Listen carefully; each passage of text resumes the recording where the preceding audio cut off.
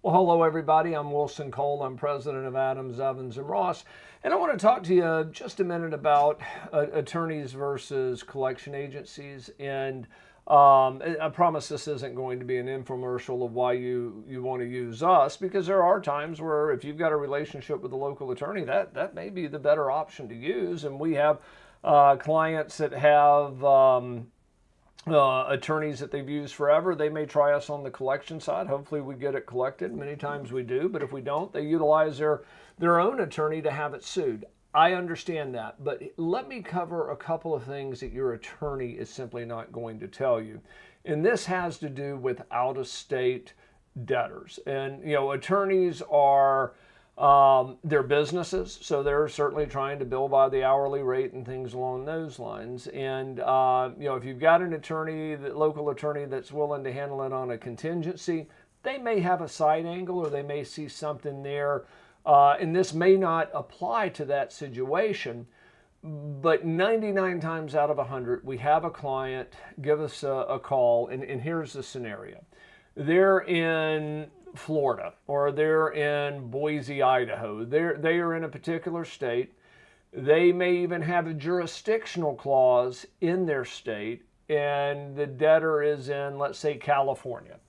So our client, hires the attorney sues at, $300, $500 an hour, does whatever, charges them 2 to 10 grand. They get a judgment, and then the attorney looks at them and says, well, you're going to need to go domesticate this judgment over in California to be able to enforce it. So here's your judgment, and sorry we weren't able to help. Now, most attorneys will tell you, gee, if we're not able to sue it here, you're going to need to have a second attorney to enforce it. And with that being said, there are some states that have more aggressive long-arm statutes. But if your debtor is in California, their bank is a local county bank or state bank in California, and all of their clients are in California, or at least most of them that you know of, and you're in Florida and you have a Florida judgment, it's going to be, I don't want to say there's always going to be that one rare exception, but it's pretty much impossible to collect. What attorneys don't tell you is they're barred in this instance in the state of Florida. Your debtor's in California, so you have to go domesticate that judgment, which means getting another attorney involved. And it's not quite like suing them all over again, but for a lack of a better word, it's like suing them all over again.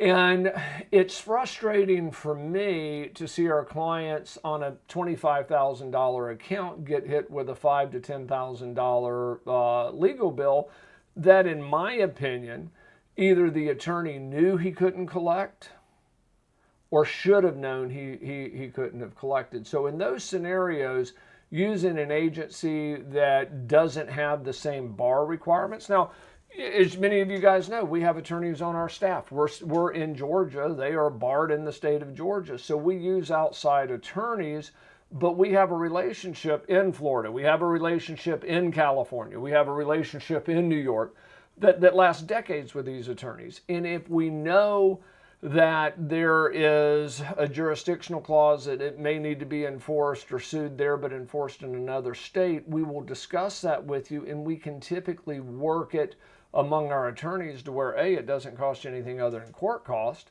and you don't have the hourly rate and things along those lines. So one thing that I would suggest that you do is if your local attorney says, yep, let's go ahead and get them sued, they haven't responded off of my demand letter, and that's typically what happens is they send out a demand letter, they don't pay, and the fallback position is to sue them.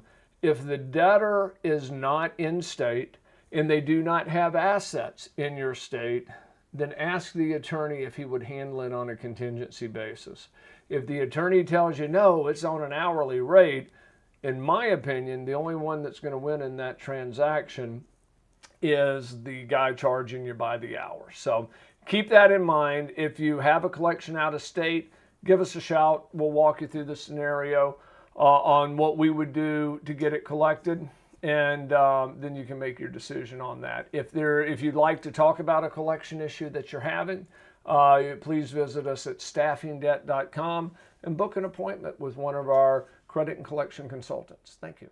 Hey guys, it's Wilson again, and this video was brought to you by Adams, Evans, and Ross. And if you like the video, please make sure that you click on the subscribe button and also like the video. If you have any questions or comments, please leave those below as well. If you'd like to learn more about our company, please visit our website at staffingdebt.com.